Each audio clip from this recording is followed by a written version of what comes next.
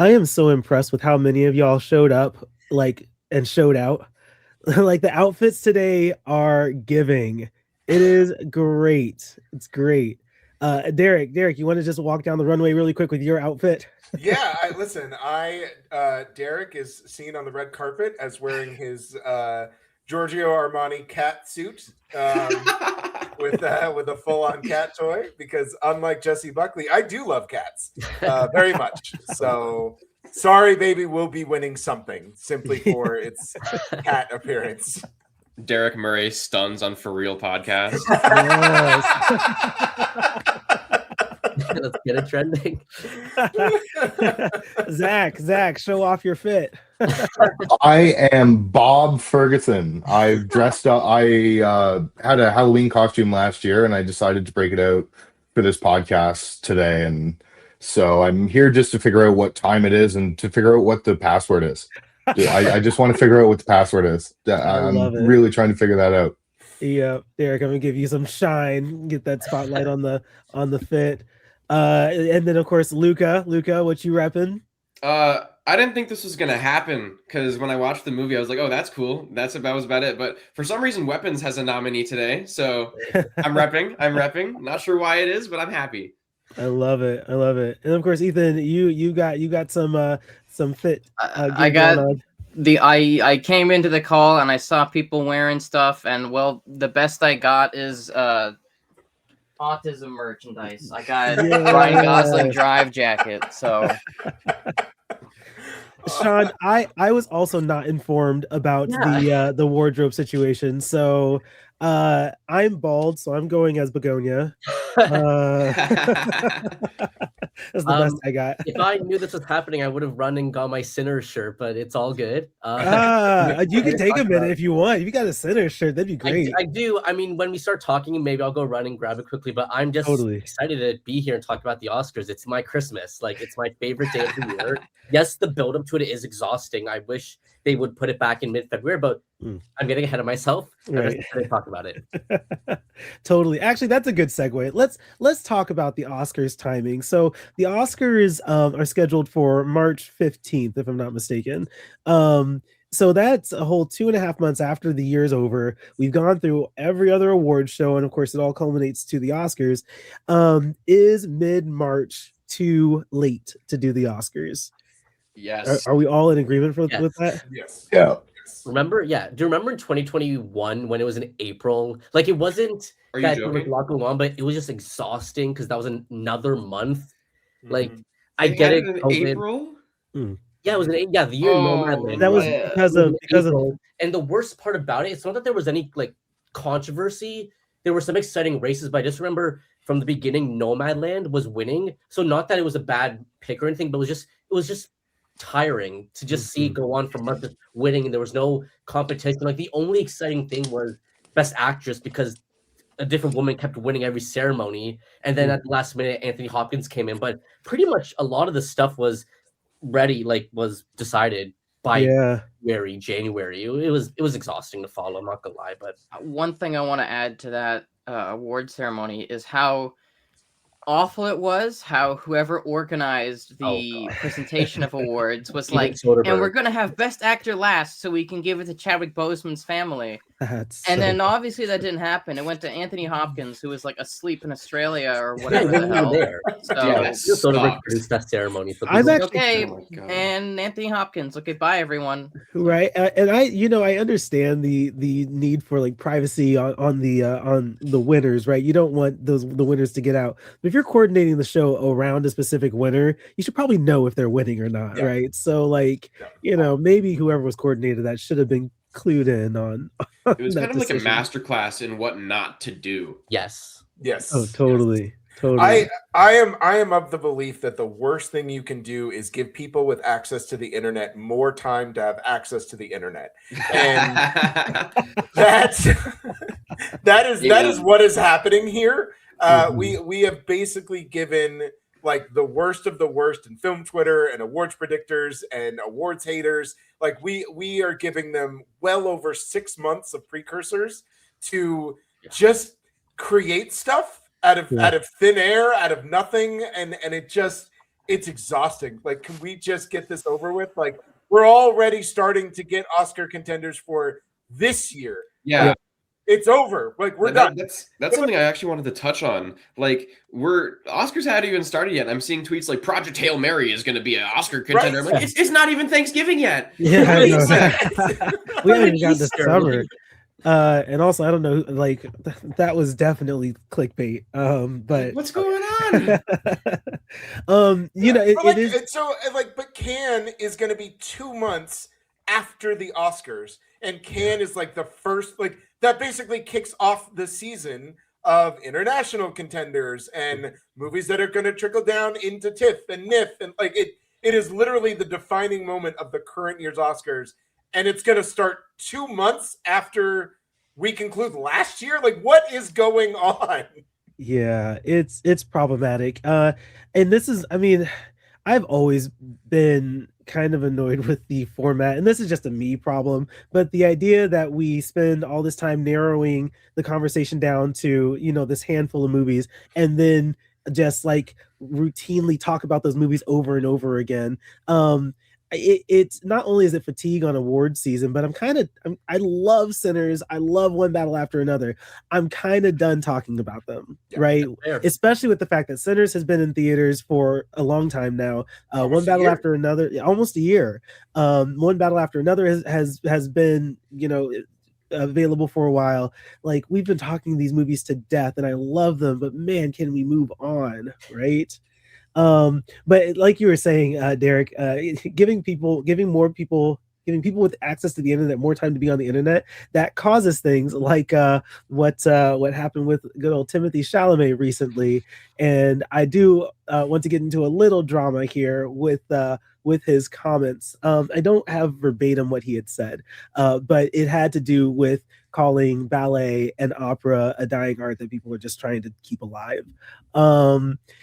I was having a conversation with a friend of mine about this, and fortunately for Timmy, those comments started trending after voting closed. Yeah. So we're gonna note that. Yeah. So the results, whether he wins Best Actor or not, won't have anything to do with the statement that he made, but it will be an interesting narrative story that the internet's going to spin. I want to get more thoughts about Timmy, these comments, and how we should be feeling about his take on other art forms that isn't his own. Zach, let's start with you on this one. I think that people are way too online, and that this is just like a controversy. Like Derek said, like, we have 6 months of this stuff, and it's just really unfortunate that it's resorted. Like, this clip actually was taken from a town hall that was recorded by CNN like a month and a half ago. Mm-hmm. So like, the fact that it's even circulating now just proves that, like, we're really desperate for a controversy here, and we just need to put our phones down. Ethan, you have thoughts on this one? Fucking nothing burger. Like, what does this have to do with anything? Who cares? Exactly. It was just like an offhanded thing. Like, he's just like shooting the shit. It wasn't like a let me tell you something. Like John Bernthal, let me tell you something, man. Like, he's not. This isn't serious. Like, he's just like, whatever. And for like movies is something that, like, when I hear it's a dying art verbatim, I'm like, oh, Ryan Gosling, La La Land, where he's like, jazz is dying, and it's like, you think that, yeah, certain art starts to not be as popular as it was, you know, back in the day. It's like, of course, people still go see opera, but are the kids going out and seeing opera? No. Like, the kids are not going out to see opera. So, in that sense, it is dying because less people in the new generations care for it. Mm-hmm. And I guess the only way I can see this being an issue is that the Academy is full of old people, and old people are the demographic who still care about ballet and opera. More opera. Like, ballet is still cool, but opera is, I don't know, it's a thing that I think of when I see it in a movie. Mm-hmm. I don't think of it even existing outside of movies because like people still do opera. Like I didn't know that. It is an art form that's not as prevalent as it used to be. There's a few things that I think about about this where let's give him some shine. Hell yeah. Yeah, there it is. All right, sorry. I love it. Keep talking. No, you're all good. So there's a couple things I think about this.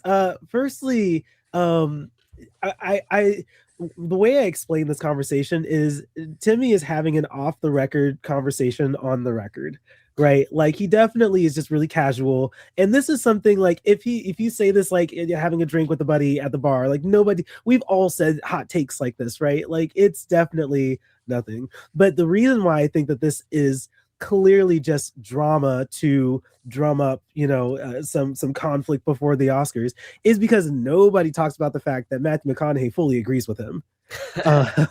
Like there is no conversation about how Matthew McConaughey kind of doubles down on like, oh yeah, that's something that nobody's watching. Everybody's focused on the clip of just what Timothee Chalamet says.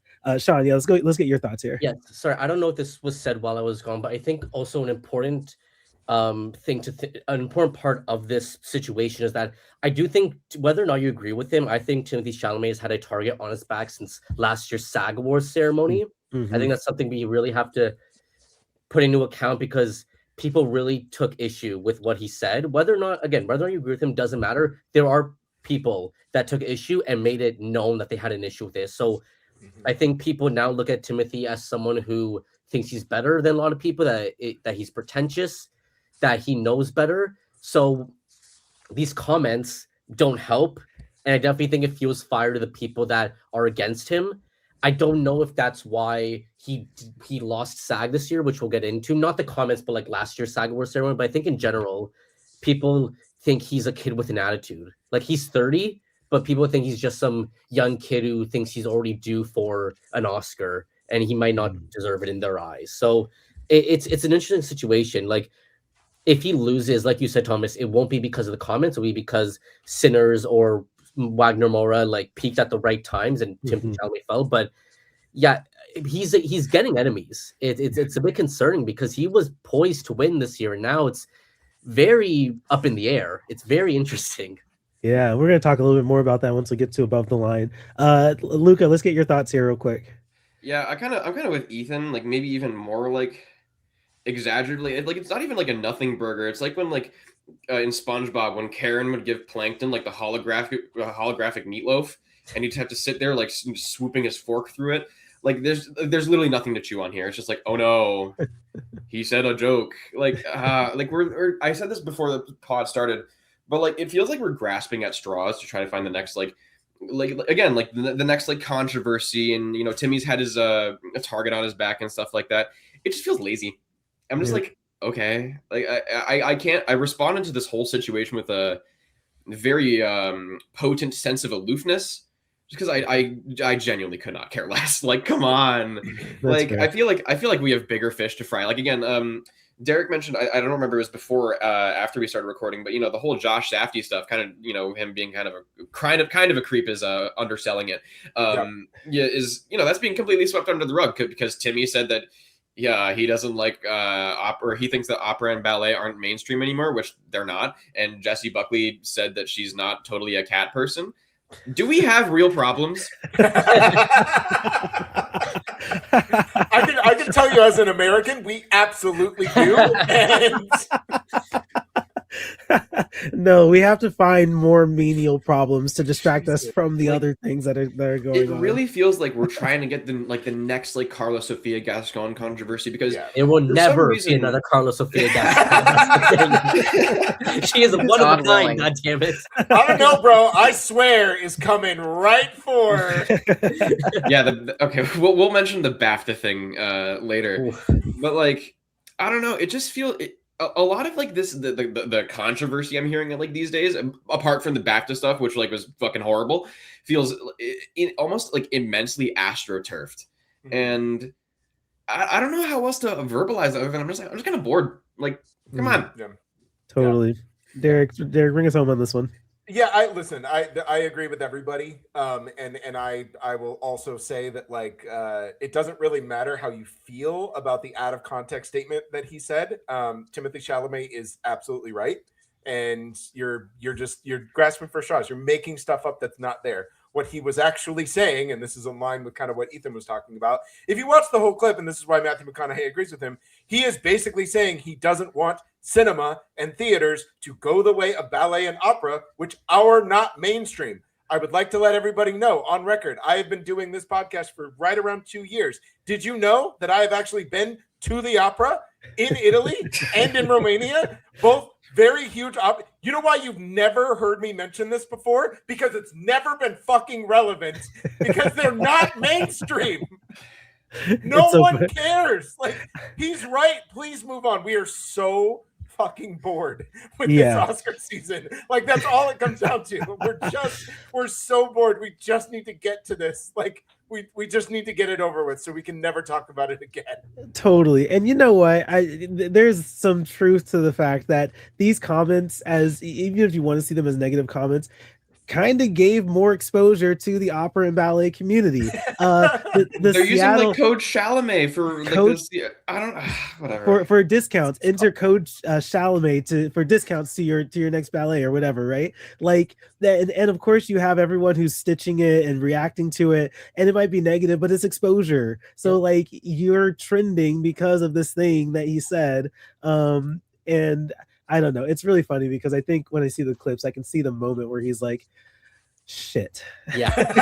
He's already doing PR. Like, he's already been on interviews being like, yeah, my mom loves the theater, grew up on the theater, the ballet, the opera, I love it. Like, they're working overdrive right now, his team. It's funny. Totally. That's actually a good point, Sean. I feel like with celebrity, we don't really want people who like speak as people. We want like kind of like PR trained, automatons who say, I think that cinema should not go the way of ballet, not in the sense that it is bad or anything. Therefore, it is not mainstream. And it's like, guys, let's just be normal. Come on. Yeah. And that was a very casual conversation. It was very, Dude, they're like chilling and sitting in couches. Like, hello, like they're one joint away from just being a blunt rotation. Right. and Timmy recognizing that on the spot is so telling of how carefully crafted his entire PR campaign has been during this Oscar season. The fact that he can have a very casual conversation with an actor, and the minute he says something like a normal human being would say,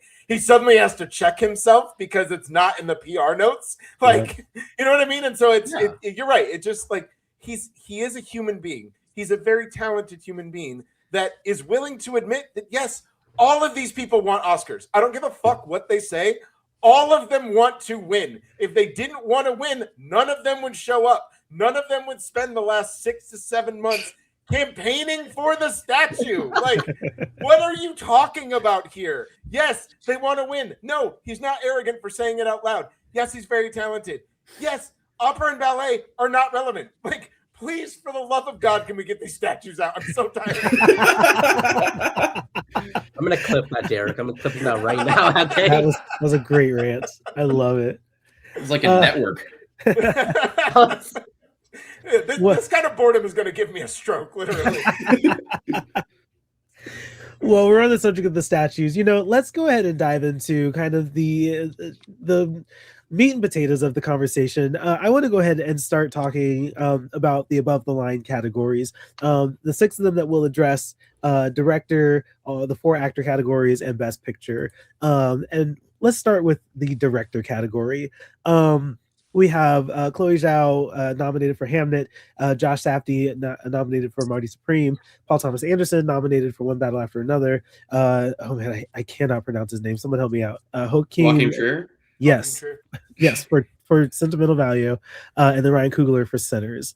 Sean, let's start with you. What are your thoughts about the directing category, and who do you think will win this one? I think it's a phenomenal lineup. All those directors very worthy of being in that category. I think this is one of the best years in film we've had.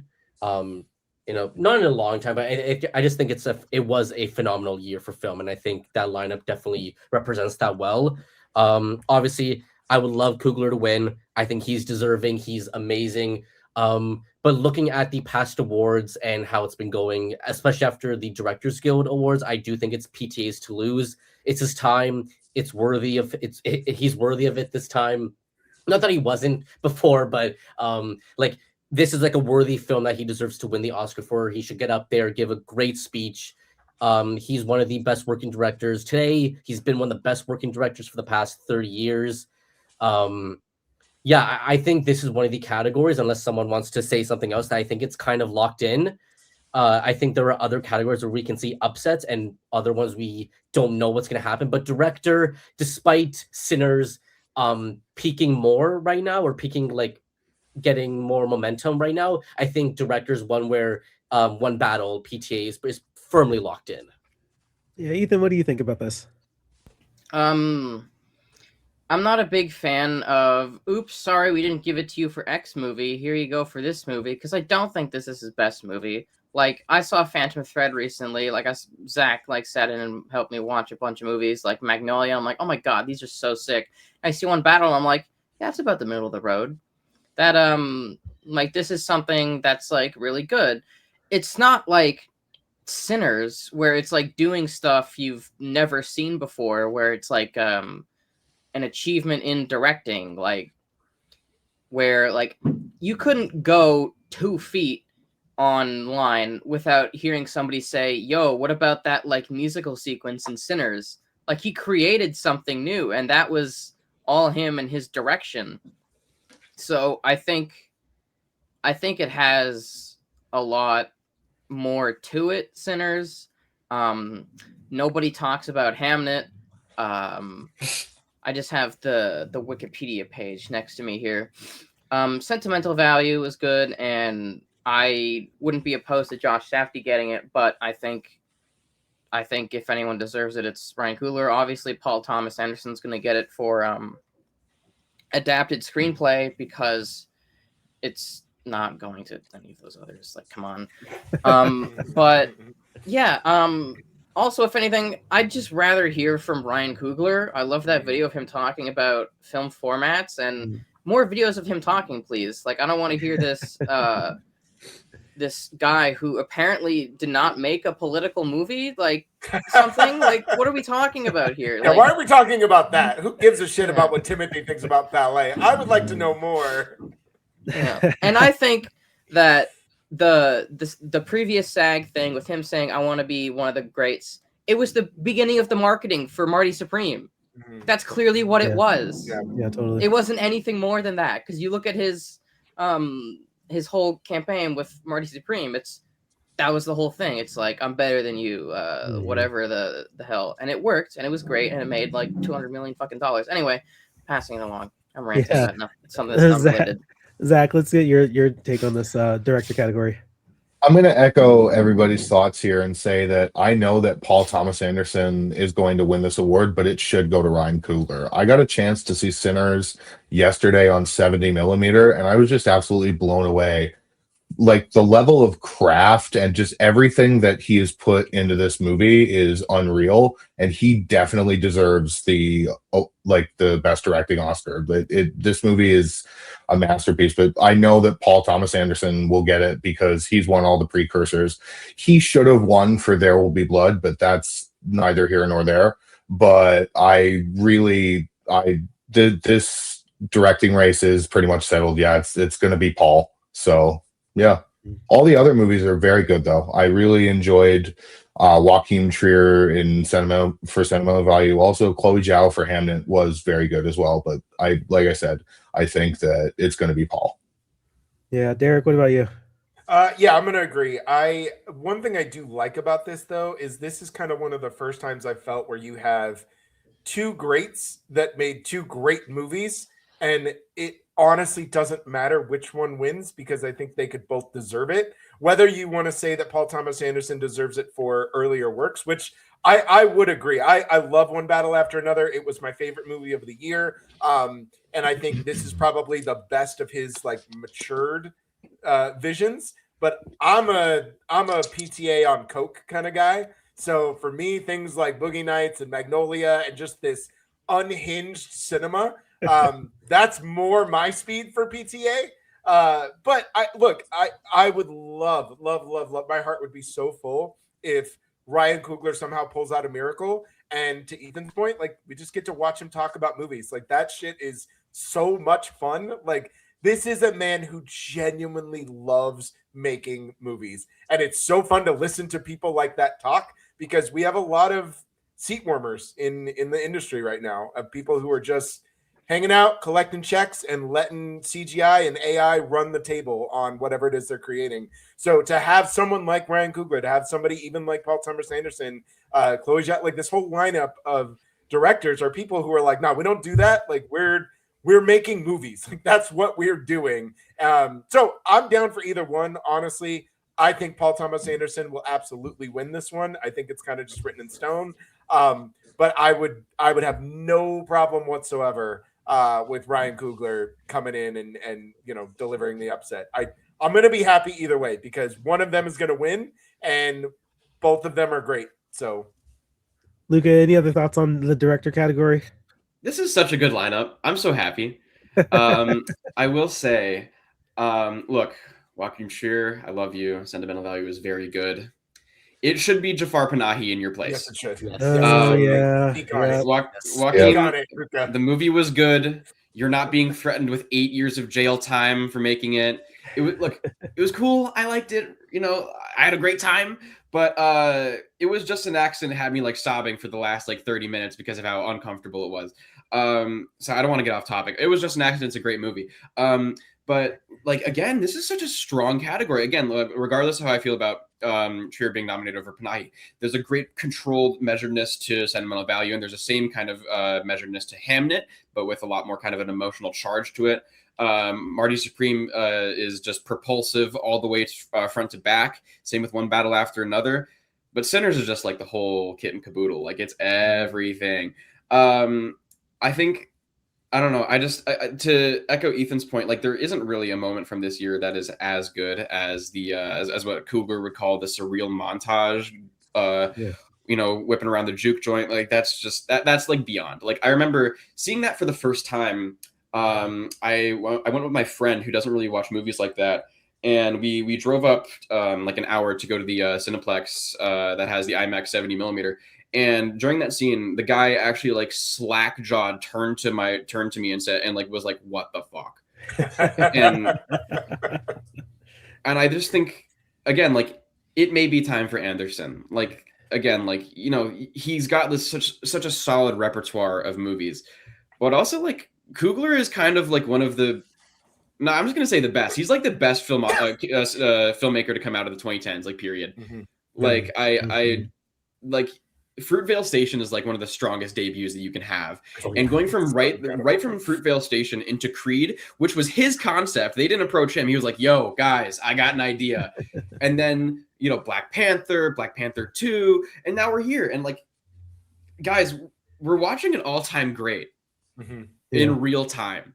And look, I do agree. It should go to Coogler, but I think it is going to Anderson just on like the "here damn" like clause. Like, with Oscars, sometimes like "it's time" is really the best argument you can have for why somebody is going to win. But it could really go either way for me. I'm happy with this lineup. Like, it's so good. And as Sean said, this is one of the best years we've had for movies in quite some time. But I'm Coogler all the way. I do want to say one thing, because Luca mentioned this, and I know I don't want to drown on too long, but this is just an argument for Coogler. As good as I think everyone in One Battle After Another are, those are superstars that know exactly what they're doing. They've already tapped into their talents. They already know who they like. People like Sean Penn, people like Benicio del Toro, Leonardo DiCaprio, even when they're doing greats, right? Like, even when they're doing some of their greatest performances, these are people who are dialed into their craft. They know exactly who they are. They know. Oh man, he's on a roll. Uh-oh. It was too much. Internet couldn't handle him. Man, I wanted to hear the rest of his sentence. Oh, He'll be back. Timothee Chalamet haters saw him. Fuck. Oh no! Somebody check on Derek. Make sure he's okay. All right. Sorry. I'm sorry. I'm alive. Yes. I saw all the screens go black. All I saw was even space of disapproval before I got to my endpoint. And then it like cut off, and I was like, "Oh shit!" But no. But what I wanted to say is Coogler is able to get things out of performers that they didn't know they had. The fact that Michael B. Jordan, for me, he is at his best when he is with Coogler, because Coogler understands something in Michael B. Jordan that Michael B. Jordan genuinely doesn't understand in himself. Anytime he's not working with Coogler, I actually think he's kind of fine. I'm not that big on him, but Fruitvale Station, Creed, Sinners, like what he is able to get out of his performers is something that I don't think Paul Thomas Anderson is getting out of these guys. They already have that in them because they've spent decades dialing it in. And that to me is just a compliment to how good of a director you are. Not just commanding a movie, not just creating iconic scenes, not just entering a new level of vision into like the cultural lexicon, but taking performers and discovering something in them in real time and then presenting that to the world. I don't know that any film on this list is doing what Ryan Coogler is doing for the performers that he has in his movie. And that's huge. I think that's deserving of the win. I don't think he's going to get it, but that to me just says, guys, nobody's directing better. Like that's as good as directing gets. Yeah, I was gonna say, like, just to refute that, but like for every Miles Caton, there's a Chase Infinity. But Chase Infinity's been acting already. Miles Caton was a backup singer for her, and like again, we'll get to the casting with like the below the line stuff. But like, how did they find this guy, and why is he so awesome? Like, yeah, like exactly, Derek. Like, not only are they finding people who like aren't really, you know, like I don't want to speak for everybody because, you know, Delroy Lindo's been acting for like 40 years and I don't want to be like that one interviewer who asked that stupid ass question. But like there is no such thing as a good influencer. I just want to get that on record. That is not, they do not exist. I'm just letting you know. But anyways, keep going. Sinners is Miles Caton's first time on a screen. Chase Infinity was in shows already and like all love to her. But like this is Miles Caton's screen debut, and oh my god, he's the core of the movie. Like the movie is around him. He plays such an impactful role. Yeah, it starts and ends with Sammy. Honestly, totally. Let's go ahead and get into the acting categories. We're going to start with actresses. I'm sorry, one more thing. Are we doing a snub talk segment? Ooh, let's see how much time we have before the end. Because what are you thinking? The guy who made Decision to Leave, has he ever been nominated? Nope. I don't think so. Actually, this is a good thing to bring up. Let's in all categories. In all categories. Let's move on. Sorry, I just had to say something. Yes, there clearly was another choice. It's evil. I'll be here all week. You son of a bitch.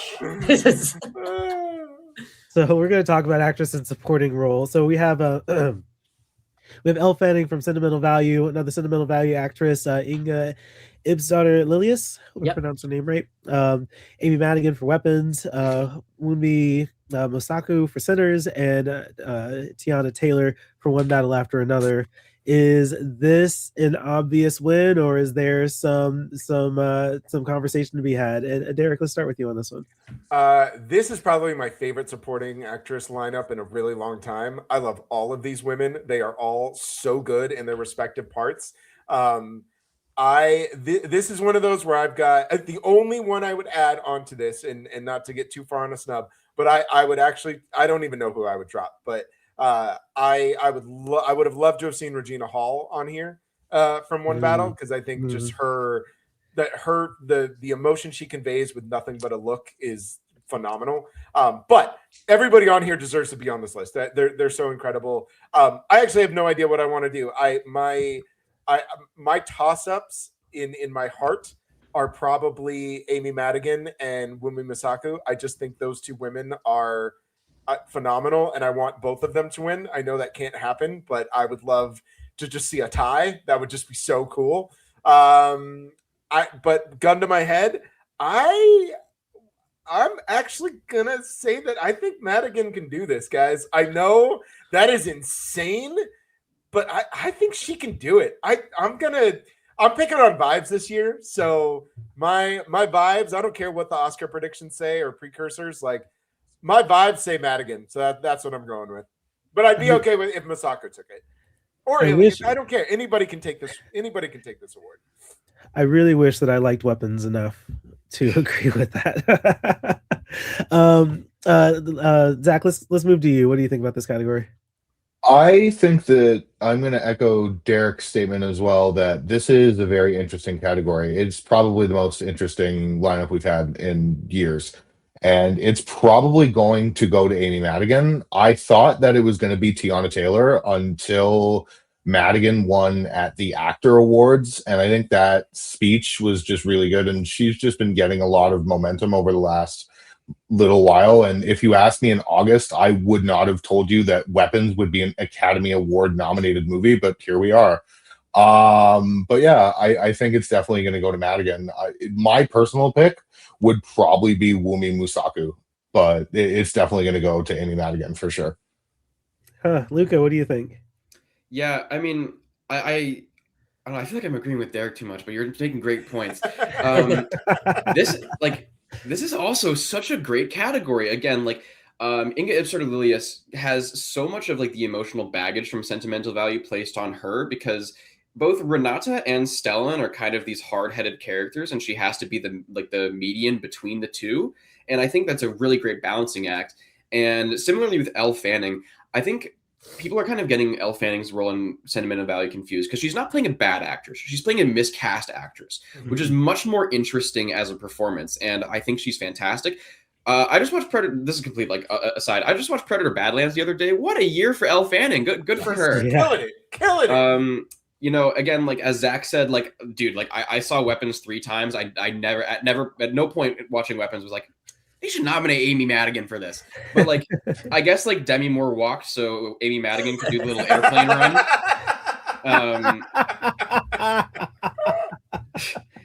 And then like, come on, like I feel like I'm even like beating a dead horse by just saying how good Tiana Taylor is. I mean, like, you know, her mag dumping that AK and going, bitch, I feel like Tony Montana is like fantastic. Like, that's so good. But that said, when I saw Sinners for the first time and I saw Wunmi Masaku's Annie, there is a big glowing aura around her that said Best Supporting Actress nominee.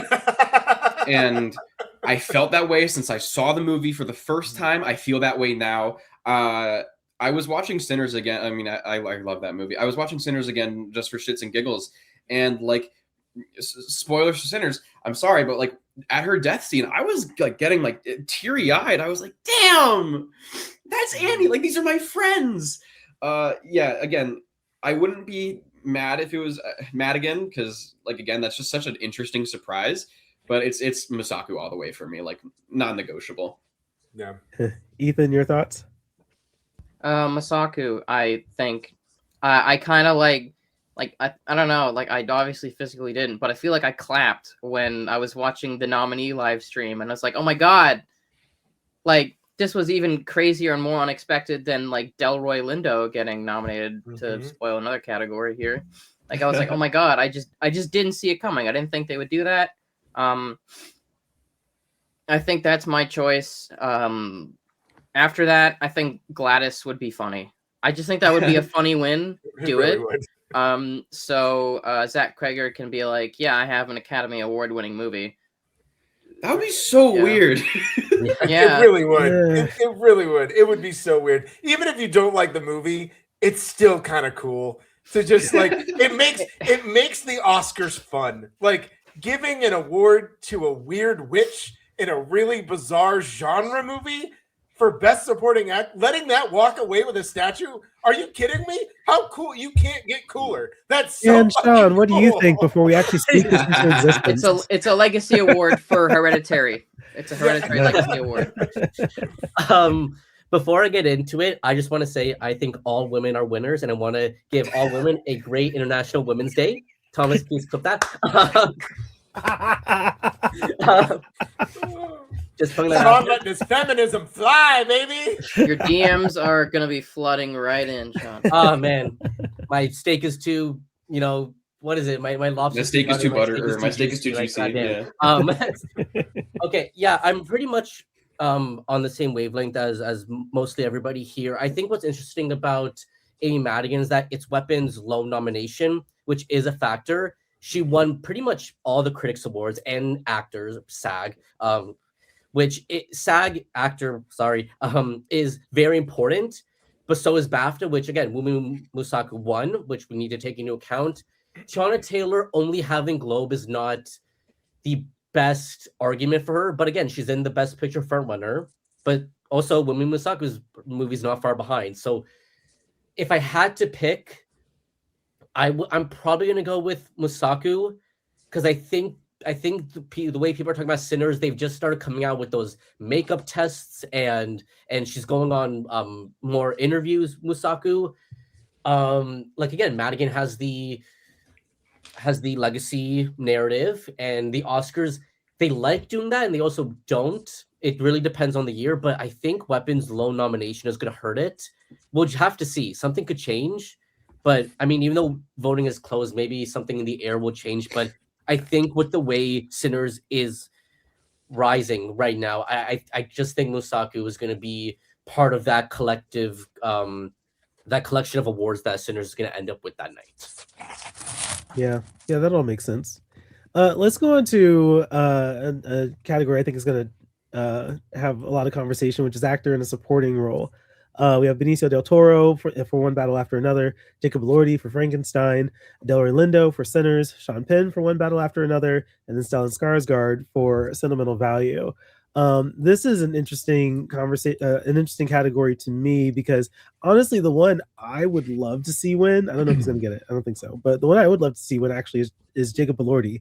It's like the only category that I think Frankenstein deserves an award, because the one thing that impressed me when I was watching Frankenstein was the physicality that Jacob Elordi brought to being Frankenstein's monster. I didn't know that he was capable of that. So like, yo, well done, dude.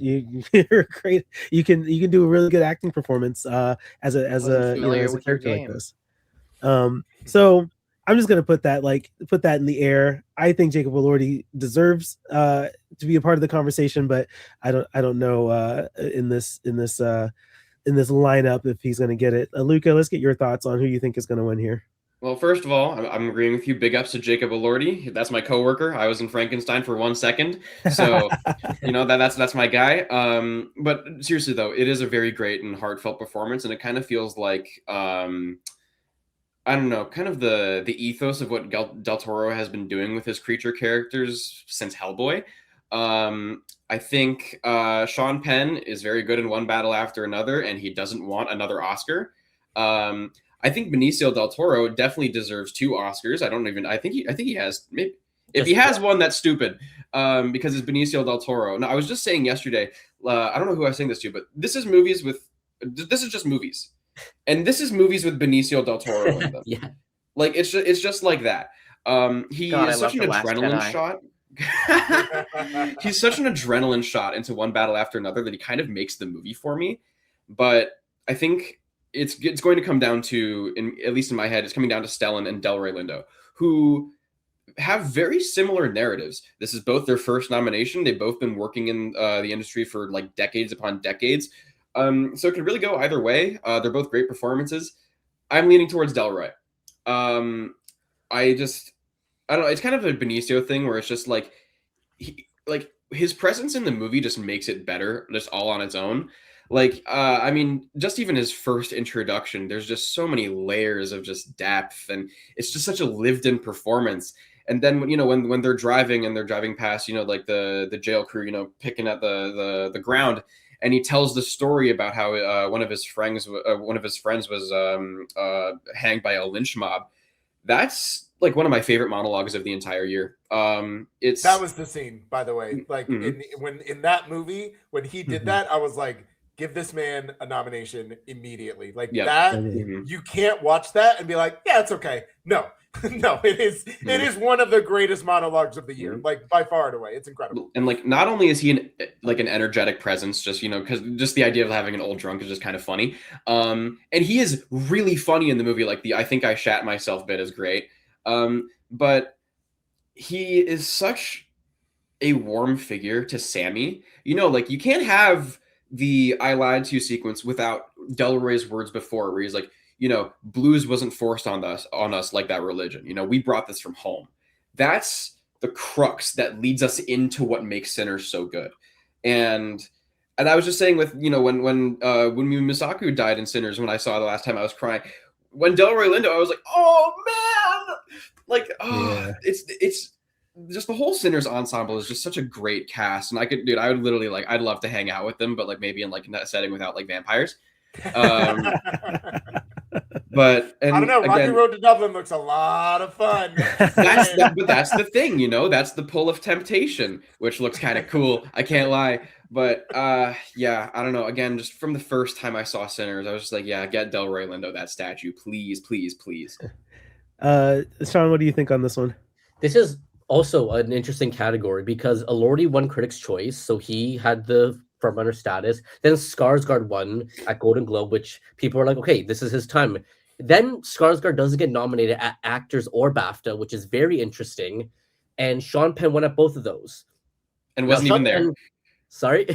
And he wasn't even there. He wasn't there. He's not giving speeches. He clearly doesn't want it. So I think that's working against him. But again, I don't think Frances McDormand necessarily wanted another Oscar for Nomadland, especially after just winning a Best Actress Oscar 2 years before that. So I think the argument that Sean Penn already has 2 Oscars isn't that compelling to me, just based on the history of the Oscars. It could still very well happen. And the fact that the actor and BAFTA wins were the 2 most recent ones is really good for him. Now, Delroy Lindo is interesting because not only has he not won anywhere big, but he hasn't even been nominated. The only person to win an Oscar without being nominated at any of the major televised awards is Marisha Gay Harden in 2000 for Pollock. So it's possible, but the likelihood of that happening is so slim. But the conversation on Delroy Lindo, his career, the fact that he wasn't even nominated for The Five Bloods, and people got so pissed off with that. Like, there's so much. It's me and people around him. Yeah, same. There's so much good narrative around him, and also again the BAFTA controversy. People might be like, "Fuck!" Like he's in the topic of conversation right now. It would be insane if he won without any precursor nominations, but it's possible. And I think that if Delroy Lindo upset, I think it would be an upset if he beat Penn or Skarsgård, I would start thinking about Sinners winning Best Picture. I'm not gonna lie. Oh, totally. Ethan, what are your thoughts? I had to open another tab because I'm like, he totally got nominated for Defy Blood. No, I've never seen the movie, but all I know about the movie is that Delroy Lindo is like one of the best performances like ever. It's just like, it's that movie, and I'm just like, oh, well, that's weird. I think Jacob Elordi was like the best part of Frankenstein. He was really cool. That surprised me. A Few Small Beers, Benicio del Toro. That was awesome. He's the heart of that movie. He and Chase Infinity. But Sean Penn was so fucking scary. Like that Alfred meme, Bane is the scariest guy I've ever seen in my life. Sean Penn. Like that's like an actual demon in that movie. And I had a friend of mine who like doesn't watch movies like that. And he was like, I fucking hated that guy. And I'm like, yeah, you're supposed to. That's like the scariest fucking guy you ever seen in your life. And I think his agent made a great call being like, don't go anywhere because obviously he's a weird creep piece of shit. It's like casting Kevin O'Leary in Marty Supreme. You get a real life villain to play a movie villain. But I think for me, it's probably between I want to say between Skarsgård and Lindo, but Sean Penn, he's so evil and creepy. Like I think of Sean Penn and I think of that, excuse me for saying this, but like the whole, do you like black girls? I love them. And like the whole sequence, I'm like, this is so awful and gross. And this is like one of the line deliveries of the year, but it made me so uncomfortable. But then I don't know, there's just this movement and like physicality that Lindo had when he takes that sip of beer and he's just like, holy shit, like this is everything. It's like, it's like seeing like a physical reaction. It's like that guy like actually just like had something to him.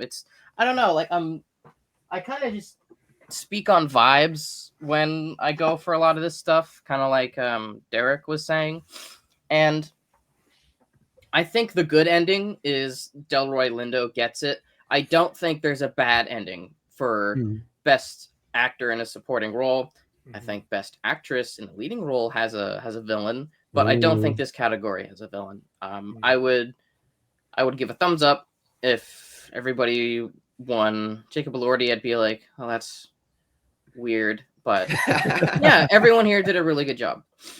Derek, what's your thoughts here?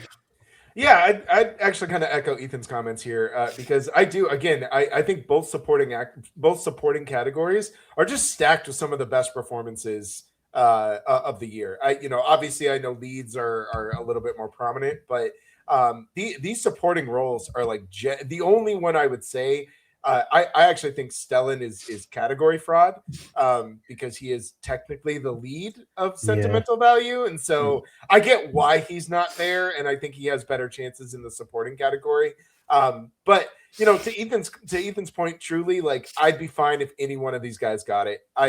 All of them deliver great performances. They're all some of the most memorable performances. I think they're some of the best performances in the movies that they're in. I agree that Jacob Elordi is the best part of Frankenstein, which is a movie I actually just don't think is that good. And I'm always shocked that it has so many nominations. But that being said, the movie comes alive when Jacob Elordi takes over. I see what you did there. Got him.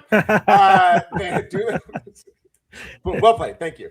But yeah, a few small beers, iconic. Daddy Daughter Dance, iconic. All of these characters have things that are, I mean, the DVD collection that Stellan Skarsgård gives to a child is just the most unhinged this will make you understand women.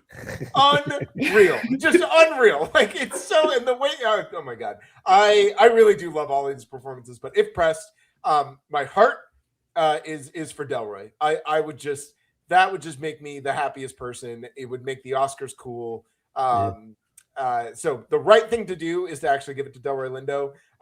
What I think will actually happen, though, is I actually do think Sean Penn will end up taking it.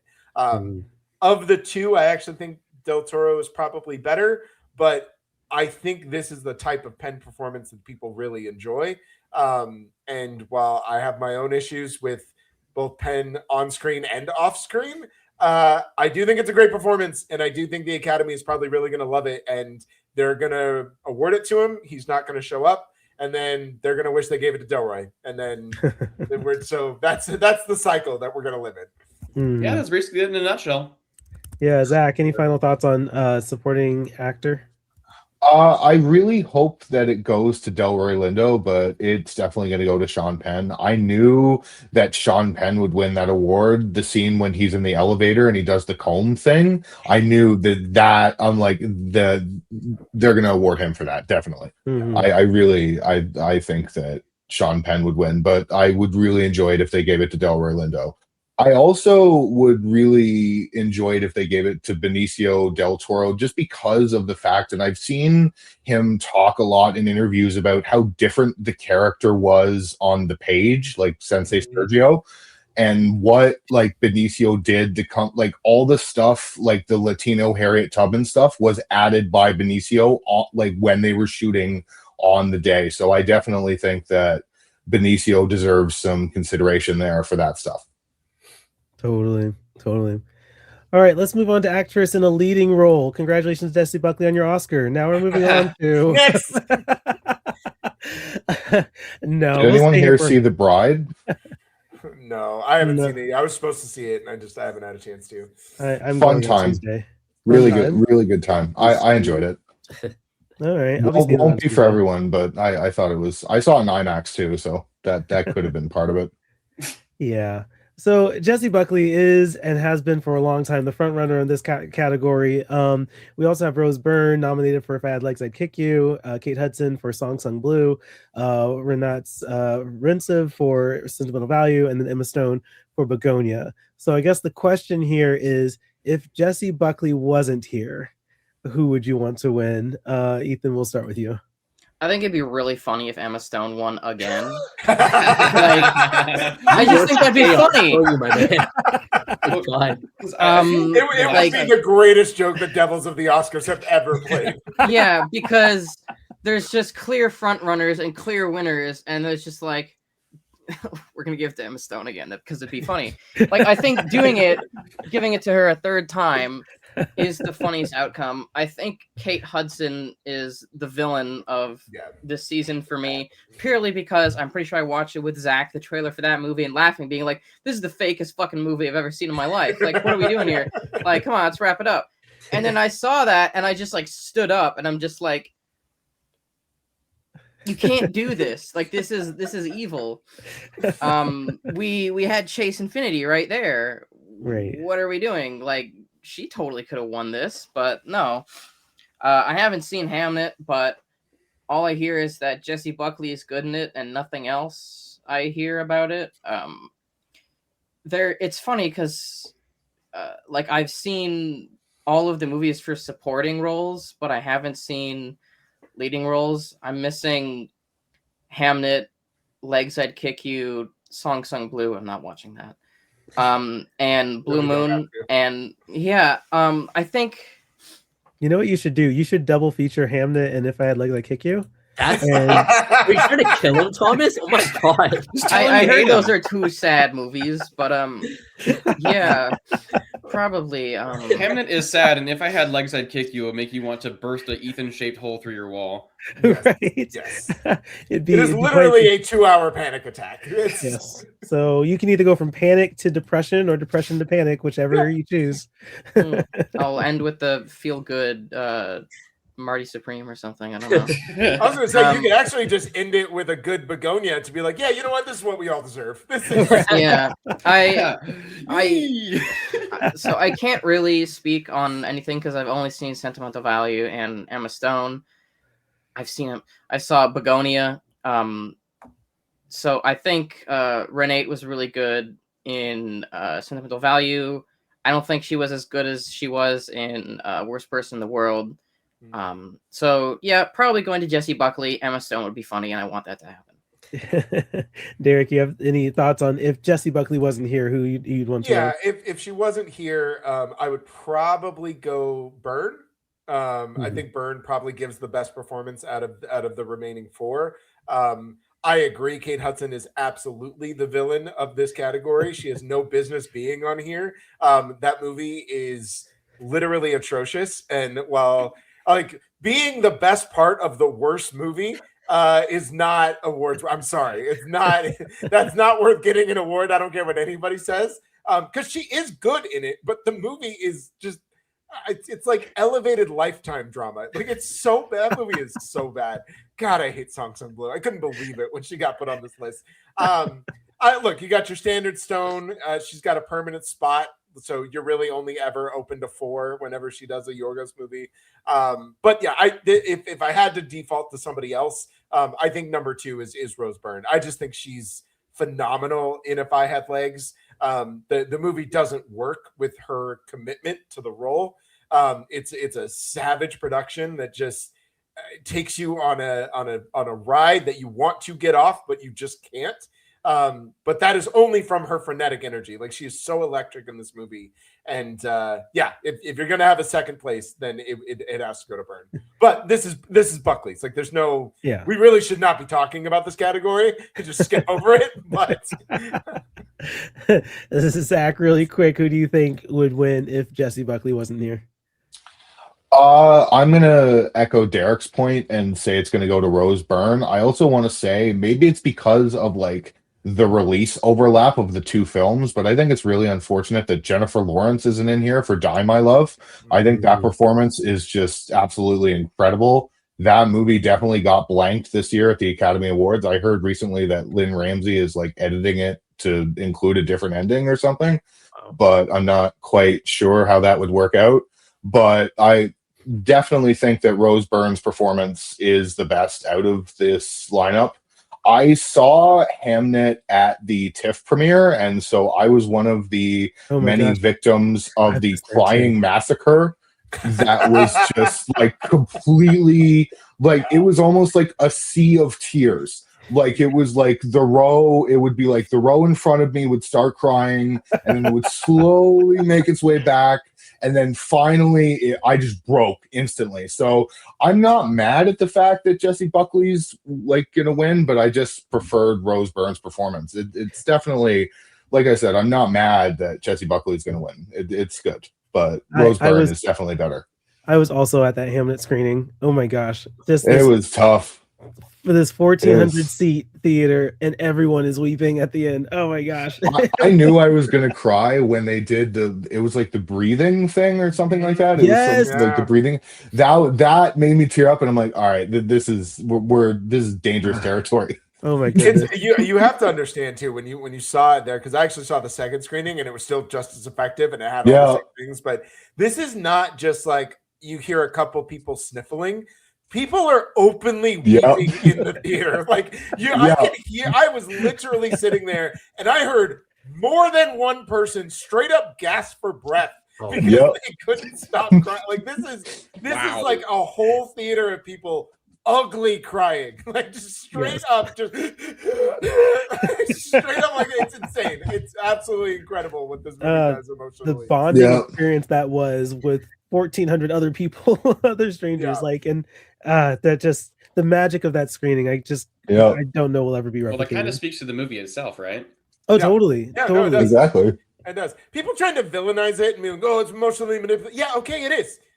Okay, like, and it worked. Like, what the fuck are you talking about? Like, movies are meant to evoke emotion. It sought to evoke a sad emotion, and it won. So why are we faulting the movie for doing the thing it set out to do in the first place? Right. Again, we're bored and on the internet. We're Stop. bored. Give these people trophies already. Sean, really quick, do you agree with the Rose Byrne pick if Jessie Buckley wasn't here for Hamlet? Yeah. I'll keep it very simple. I love Jessie Buckley. I think she's winning at the perfect time in her career, not too early, but not overdue. I think it's the right movie for her to win for. It's a culmination of everything she's done up to this point, but I think she's phenomenal in everything she does. And this is just, even though it is, again, like I said, the culmination, she still has so much more to give. And it just makes me excited to see what she does next, especially even though The Bride isn't anything to write home about. She continues to be incredible in everything she does. Mm-hmm. Luca, final thoughts here? Yeah, I mean, outside of the Kate Hudson of it all, where's Amanda Seyfried? Is it too late? Is it too late? Oh my god! Or Testament of Anne Lee. I feel so bad for Amanda because I've been here the whole time. If you could see her at these award shows, just watching her opportunity just like float away, like genuinely, what the hell? Was it at the Golden Globes where her category she just started clapping before they even said who was winning because she just knew it wasn't her. She's having an Ethan Hawke level run right now, but we'll get to that later. Totally. Yeah, and again, like the state mandated Emma Stone, like sure, I thought she was great in Begonia. Renata was great. There is something about Rose Byrne's performance, and If I Had Legs I'd Kick You, that like viciously spoke to me. Like, I don't know. I think like I saw somebody say this where the best performance isn't look. I'm not shading Jessie Buckley. Love you. Sorry, she's getting the award. But the best performances aren't where somebody cries, but where somebody's just hanging on by a thread. And I've seen like this is the opening scene of the movie. I think so. This isn't. I wouldn't say this is like the centerpiece of Byrne's performance. But at least like the opening scene where, Byrne's like, mommy's not made of putty. It's just like, shit, my mom isn't either. And, I definitely had to call my mom once the movie ended. It's just such a viscerally upsetting performance. But I think it also speaks to like kind of why we do it in the first place. I don't know, because like, If I Had Legs I'd Kick You wouldn't work, and I'm sorry for spoiling, but it wouldn't work if it didn't get that final glimpse of the daughter and realizing like this is what it's all for. Yeah. We go through this pain because we love, and I think that's also very Hamnet-esque in a way. But Byrne just took my breath away. Totally. All right. Luca mentioned Ann Lee and mentioned Amanda Seyfried, and now I just keep staring at Kate Hudson's name, and I want to throw my monitor across the room right now because it just God, so unfair. It just made the villain level like increase by tenfold. Like I was already mad about it, but now I'm like really heated about it. It is probably one of the most upsetting things about the. Where's Eva Victor? Okay, I'm done. I'm sorry. All right, guys, we're looking at actor in a leading role. We had talked a little bit about this, but all the nominees are Timothee Chalamet for Marty Supreme, Leonardo DiCaprio for One Battle After Another, Ethan Hawke for Blue Moon, Michael B. Jordan for Sinners, and Wagner Moura for The Secret Agent. Derek, I'm gonna have you kick this one off. Where do you want to start? I don't know. I love this category again. This is probably my favorite leading actor category in a long time. I like a lot of these guys. Obviously there are some misses. No Other Choice being absent from this. I get why these guys are on here, but what are we doing? The No Other Choice slander. I just can't stand for it. He was nominated for a fucking Golden Globe. Yes. Right? Yes. How did that happen? I don't know. It's baffling to me. But that's a snub. I really don't know what to do here. I love all of these performances. I really do. I don't even like The Secret Agent. I think that movie is like way overblown, and you want to talk about people trying to recreate something. I think we're trying to manifest another I'm Still Here, and I get why. Brazil loves their cinema, but like this movie just does not resonate with me at all. But that being said, Wagner Moura is quite good in a movie I don't like. So that just speaks to how good his performance is. I love Ethan Hawke in Blue Moon. I was really excited to see him on here. But my actual heart, and I actually kind of think this can happen. I actually think Michael B. Jordan takes it. I think the Academy has really taken to what he was able to do. And as much as I love Timothée Chalamet and Marty Supreme, because I think he's incredible in that movie, I don't even think his own campaign is what's going to hurt him. I actually just think Michael B. Jordan is better. I think there's more subtlety in what he's doing. I think the split in character, I think he's able to embody two people in a very believable way in slight subtle changes. Aside from just, their costuming and their color, like he really does code switch between those two guys, and they feel like definitively separate characters with the same face. And that's really hard to do convincingly. It just is. It's just really hard to do that. And I think it's probably the best Michael B. Jordan's ever been. And I'd be okay with this. This is kind of what I want. I want Michael B. Jordan to win. And I never thought I'd say that. I don't like Michael B. Jordan as an actor. I actually don't think he's that good. But I'm on his Oscar train. I want it to happen. Ethan, I see you zooming in. What are your thoughts here? Oh, I was just trying to see if I could fix the camera, but it was like getting cut off. I thought you were trying to zoom into Marty Supreme. No, I mean, sure, we can go ahead and do that. I think Marty Supreme is a really good movie. Should he win though? I don't know. I didn't see Blue Moon. I think it's time we stop nominating Leonardo DiCaprio for awards. It's like, yeah, okay, we get it. It's like people hear the name, they're like, oh yeah, best actor of all time. Like people like, it's like, yeah, okay, move on. Like he can go have fun dating 20-year-olds. Like 25. Watch it, okay? It's not creepy. It's 25. At least she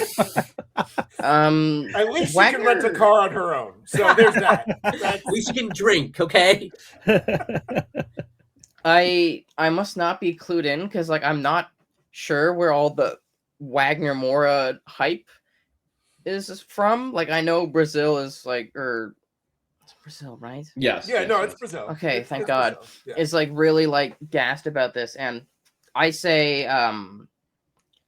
yeah, sure. Like I'd be cool with it going to Wagner Moura or Michael B. Jordan. Obviously Timothée Chalamet is like huge at Marty Supreme, but like can we do something different too?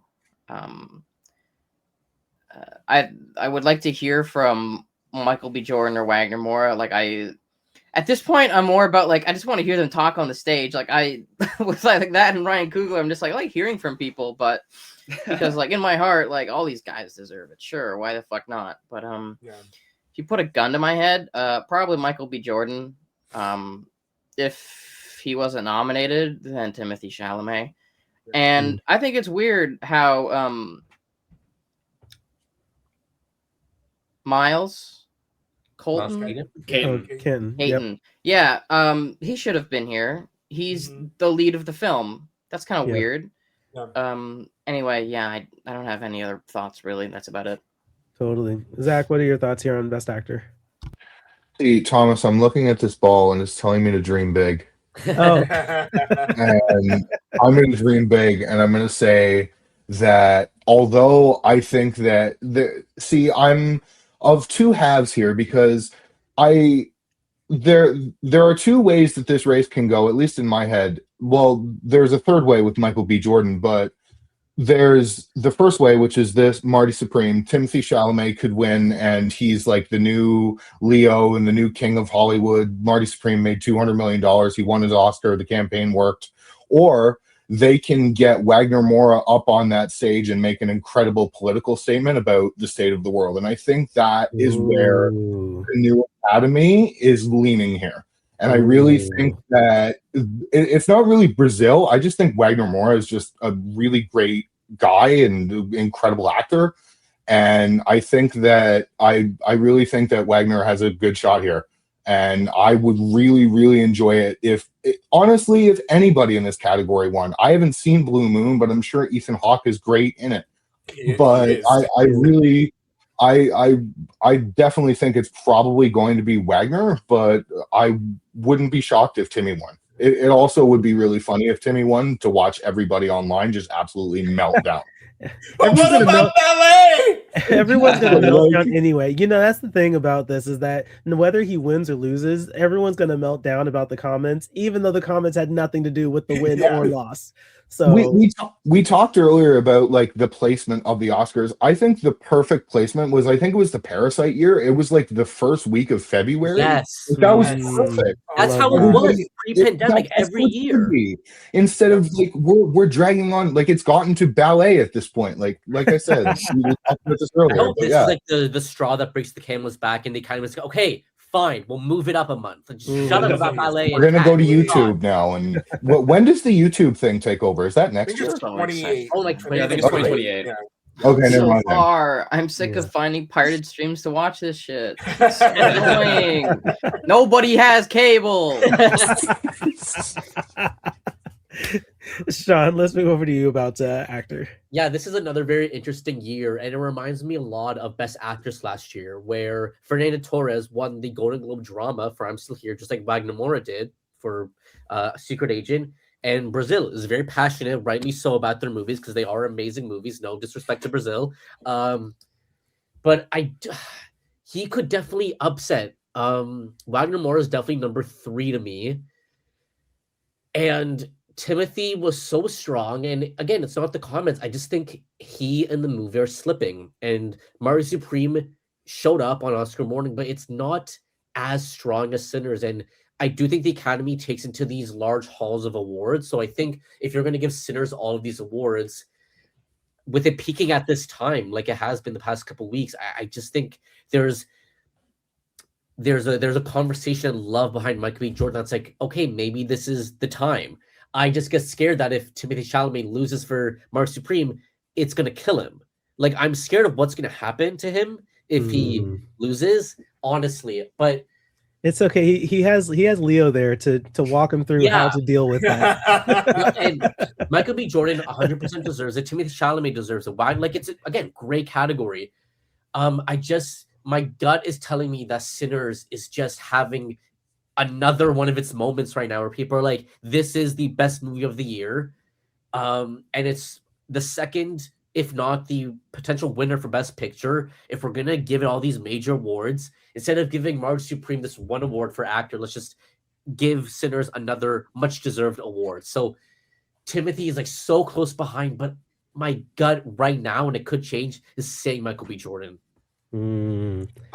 Sean, I want so bad for now. I want Timmy to lose. I want him to completely crash out. And I want to see the TMZ video of him sitting Kylie Jenner down and having the whiplash conversation and just straight up telling her, like, I want to be great. And I can't do that if we're going to be together because I can't have any I want this happen. I want this. Can someone so bad. He says that in the movie too. Yeah. Like, not AI, just like their photos, like Jib Jab style, just like the same dialogue, the same voices. I want that crash out scandal. I need that. I will make that myself. That sounds amazing. Oh, that's hilarious. Luca, final thoughts on actor? Oof. So I said this before. So Ethan Hawke is on the "I'm Just Happy to Be Here" awards run of the century. I'm not sure if you guys noticed, but during the actor awards, like he was drinking like immediately. He was like, "All right, pirate. I'm just here to chill. Don't worry about me." I do think that Hawke is in Lee Byung-hun's spot. I mean, hell, I'd even go so far as to say that maybe I'd even consider Channing Tatum for Roofman. But Leo is fantastic in one battle. There's a moment in one battle where he gets the call and he's like already stoned. He's like, "All right, don't get paranoid. Don't get paranoid." And he takes another hit of his joint and I'm like, "Oh my God, I do that." And so great, like Harold and Kumar-esque, like documentarian style there. The Timmy press tour has just been so much fun to watch. But I do think that if Timmy doesn't win, this is going to be like a Obi-Wan, Darth Vader, strike me down, I'll become more powerful than you can possibly imagine type thing. Michael B. Jordan's win on SAG night. I didn't think I'd ever get emotional by an award show. But for some reason, Viola Davis going, "You're a shining herald, Michael B. Jordan." I'm like, fuck yeah. And then the whole room is like giving him a standing ovation. Like, sometimes you can tell which way the wind is blowing. Yes. And like the wind is blowing Michael B. It's so cool. It's just fucking cool. I'm happy about it. Like the love for Sinners is palpable. I said this earlier when we were talking about director, and kind of like, we're watching Ryan Coogler kind of carve his face into Mount Rushmore. But I think just Sinners in general, like, I don't know, we're really watching a classic come to be. And that's awesome. That's really cool. But I will cap it off by saying I do love Wagner so much. I think his role in The Secret Agent is just so interiorized and kind of, I don't want to say he plays it close to the chest, but there's a lot of unsaid words in that movie. And when the words do finally start being said, like, there's the awards clip going around, which I don't even think is Mora's best part in the movie, where he's like, like this guy, I'll bash his head in with a hammer. Like, good scene, I guess. But like, there's an even better scene where he just sits down on a couch and just listens to some Portuguese music and just chills. And that's like a great scene. For me, it could go either way between Mora or Michael B. Specifically because, again, like as Ethan said, like I like hearing Wagner Mora talk. And like his entire Secret Agent press run has been like, yeah, this is a political movie. We're talking politics now. Like, sit down. The adults are talking. But yeah, the energy, the kind of surge of energy that I felt when Michael B. won that SAG award is just, I didn't see it coming, and honestly, like, he might be my front runner now. Yeah. If we're going to plug snubs very quickly, this is a category that I think my most egregious snub, which nobody's going to agree with, this is just me, but I think Ryo Yoshizawa for Kokuo should have been here. Quite good. When you are playing an actor trying to become the best kabuki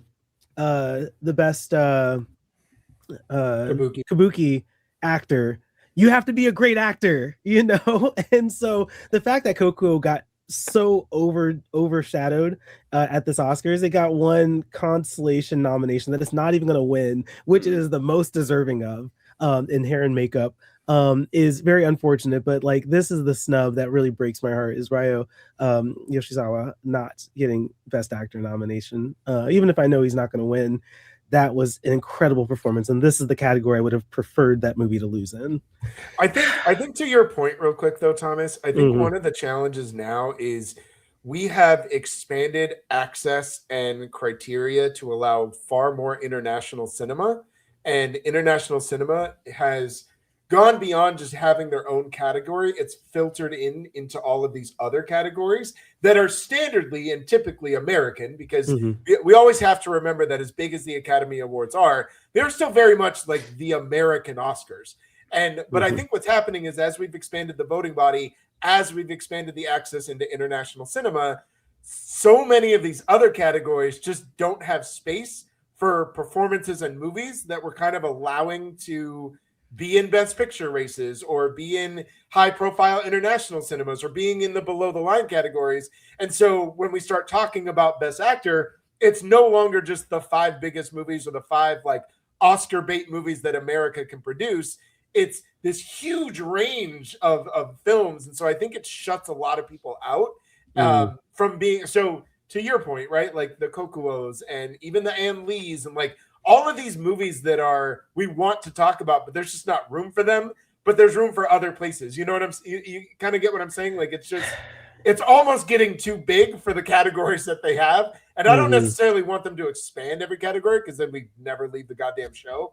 But it does open it up for a lot of places where now, I think you used to have maybe, I don't know, 8 or 9 guys that are all kind of vying for 5 spots. But now you have to have a 20 ranked system just to accommodate for all the performances that could qualify. Like, those short lists just get longer, I think is what I'm saying. So it does allow for a lot more snubs like that, where it's like, yeah, you don't just have 8 great performances, you have 20, and you got to whittle that shit down to 5. And that's hard. It's just really hard to do.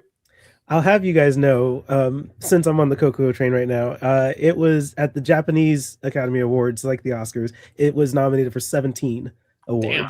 So if you haven't seen it, carve out 4 hours and watch it. I know that sounds insane, but like, it is, you will never stop watching this movie. God, I love 4-hour movies. I refused to watch it at TIFF because I didn't have time, and it was like on Thomas's radar, and he kept saying, you gotta watch it.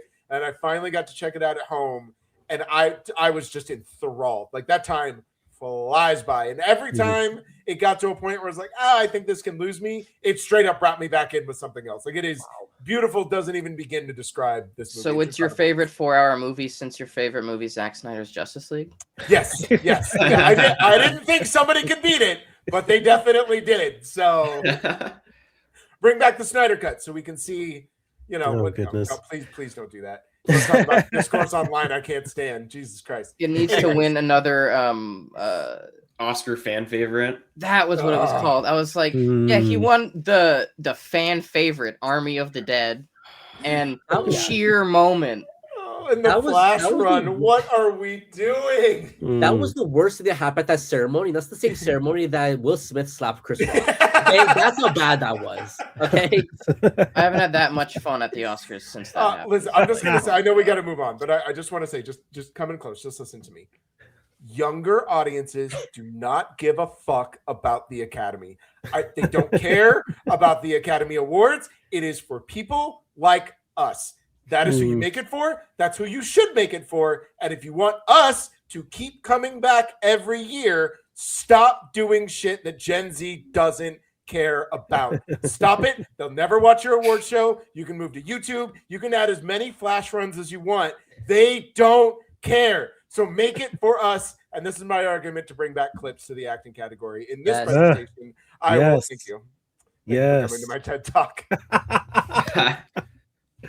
All right, guys, we're bringing it home. Let's chat about Best Picture. We have the nominees as Begonia, F1, Frankenstein, Hamnet, Marty Supreme, One Battle After Another, The Secret Agent, Sentimental Value, Sinners, and Train Dreams.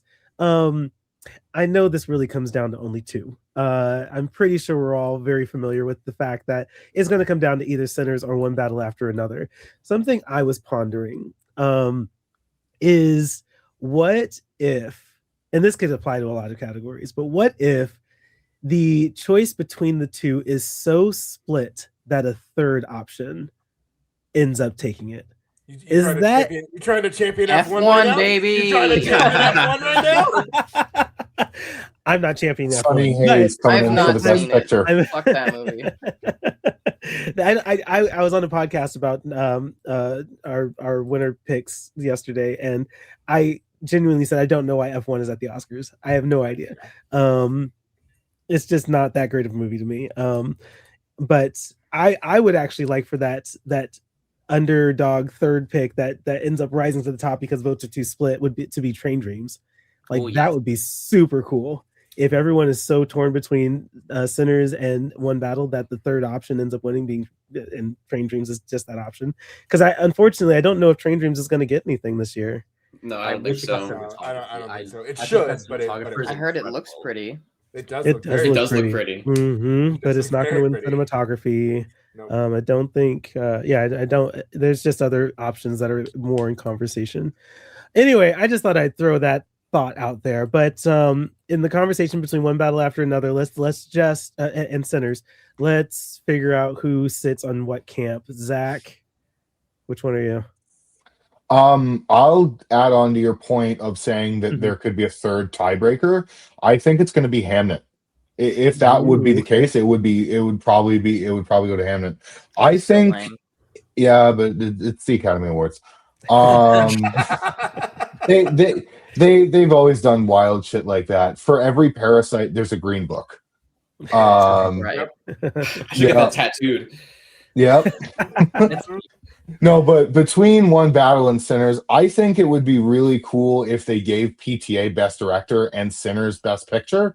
I think that honestly might be what may end up happening, but I also could see a full Oppenheimer level suite for Paul and everybody involved and just coming in for a full steamroll and getting everything, and like Paul or like One Battle winning Best Picture. I really hope Sinners wins. That would definitely be my pick because that movie it's just better. If One Battle does an Oppenheimer sweep, there will be riots. Because I know everyone likes One Battle, everyone likes Sinners. We are all torn between which one should win which. But if one takes all of the awards, I'd be mad. Yeah, I would too. Imagine. That's gonna cause some controversy. For sure, I would agree. Ethan, if there was a third way split, what would you pick, and where do you sit between Sinners and One Battle? I think that it should go to Sinners.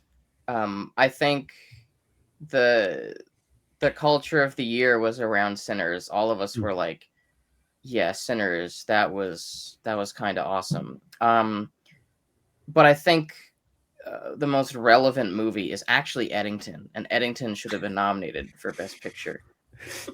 So I like your bold choice, Ethan. That's my write-in. That is not sarcasm, by the way. I actually think it's a good choice. So yeah, for me, it's between Sinners and Eddington. But since it's not on the list, unfortunately, I feel like if we put Eddington again. I feel like if we put Eddington in a time capsule and had like later humans or whatever dig it up, they just go, ooh. This is an exaggeration, right? No, not at all. It actually hits harder for how accurate it is. Sean, let's get your thoughts.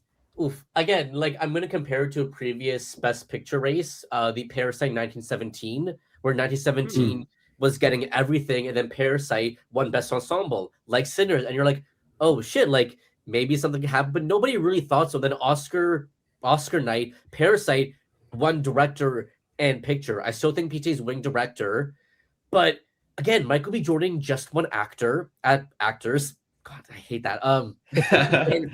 And the way people are talking about Sinners online, especially, I know we should talk film Twitter and online discourse, but I think when a movie is being talked in favor on these online platforms, it gets noticed by the Academy. And that's why I think Parasite at the last minute won Best Picture, Director, Screenplay at the Oscars over 1917. So, but again, One Battle has a lot more passion behind it than 1917. So I still think One Battle has the momentum to win, especially with all these precursors. But it's like I think the way Luca described it before, where the way the wind is blowing right now. One Battle had its moment during the fall, but right now during the voting, all I've been seeing on my timeline is, guys, like Sinners is Best Picture worthy, and if that gets enough traction, we could see possibly an upset on Oscar night. So, oh God. It's tough. This is tough, but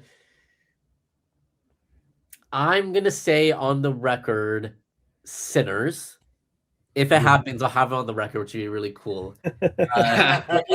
It's so close. Like you could say One Battle, and I'd be like, I completely understand. But the way it's feeling right now, my gut is saying Sinners could get it, and then we could get PTA director, and they both get their screenplay wins. Like that's perfect. They each get 2 wins. That's a perfect world to me. Mm-hmm. Luca, what do you think? Sean literally just said exactly what I was going to say verbatim. But regarding the tiebreaker, oh my god, it'd be so funny if Hamnet won, because people are going to be so mad.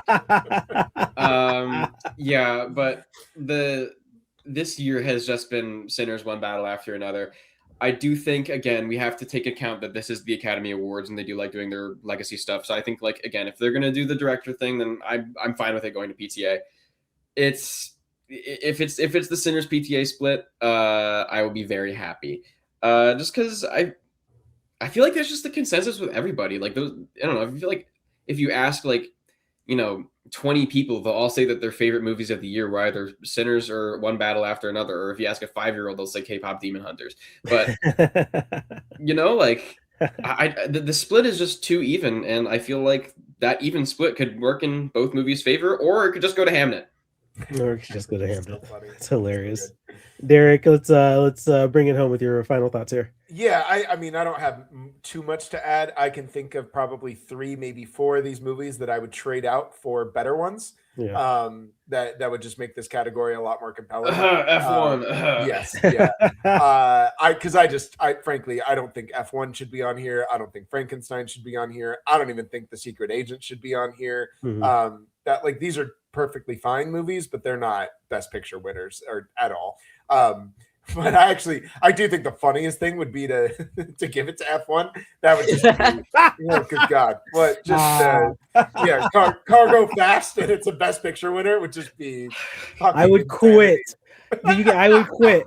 ForReel would shut down. This world means nothing.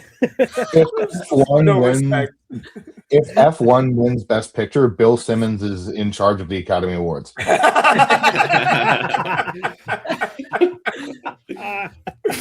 Oh God. No, I'm going to agree with Sean and Luca, and I think Zach kicked this off too. But yeah, I think what will most likely happen is I think we're going to see a director picture split.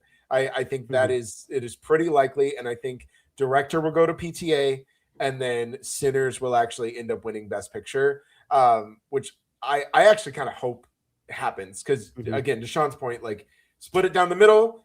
You get director and adapted, you get picture and original, and that's like, you just really can't ask for a better honoring of both everyone's movies. happy. Everyone's happy, right? Like everybody gets their due. And of course, I'd love to see Ryan take both. I think that would just be incredible. But if you got to split it, let his movie sing, let it, stay in the Oscar canon, give it its statue. I think it deserves it. So that's what I think will happen. And honestly, that's what my heart would happen. That's what my heart wants to happen. I think, me picking on vibes, like, yeah, that's what I would do. Yep. I think that would be the just thing. And it would be, if the world is fair, that would be. We don't live in a fair world, so it's going to be fucking chaos. But it will, and we'll be live tweeting. It's nice to dream big, huh? Yeah, like we live in a world where Parasite did win Best Picture, so we don't have a lot of faith in the Academy, but they have done it before.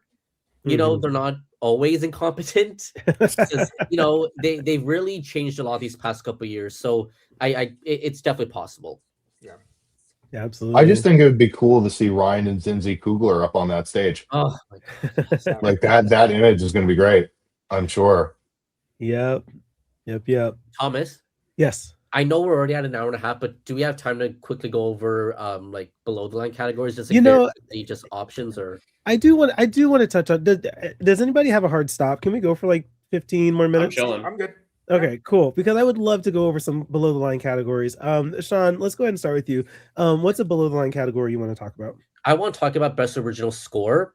Not because I think it's really competition. I do think Ludwig is winning it, but the question I want to bring to you guys is Ludwig is about to win his third Oscar in less than 10 years. He won for Black Panther. He won for Oppenheimer. He did Tenet. He did Mandalorian, which he won an Emmy for. He's going to win for Sinners. When do we start putting Ludwig in the greatest of all time category? Alongside Williams, Zimmer, James Newton Howard. Like, are we doing it already? Because I'm ready to put him in there. I'm dead serious. He's been there since Tenet for me. Honestly, yeah. Yeah. Like, what do you guys? Anyone have any objections? No, I have no objection either. I think I'd be okay if One Battle won, because I do think that One Battle has an incendiary score, that simplistic piano, and like I could hear it in my head all the time. I'm hearing it right now too. Yeah, I am too. As soon as I say the words out loud, it's ding ding ding ding ding. It's so good. Oh god, it's so good. What an incredible score. But I do think Ludwig is 100% one of the greats. I think the thing that really makes him so incredible and enters him into this lexicon is the diversity of his scoring is just unmatched. Like you listen to Sinners and then listen to any of the other movies that you just mentioned, and you would not think that they're the same guy. People like Zimmer and Williams, like I will never take anything away from them, but Zimmer like did the Gladiator score and was like, dude, I'm repeating this for the rest of my life. Like, you know what I mean? Like he does. He's got a 4-chord song going on, and it's an infectious 4-chord song. I mean, hearing the Gladiator score in the Pirates score as if it's new doesn't kind of matter because they're electric and they're awesome, but they are identical.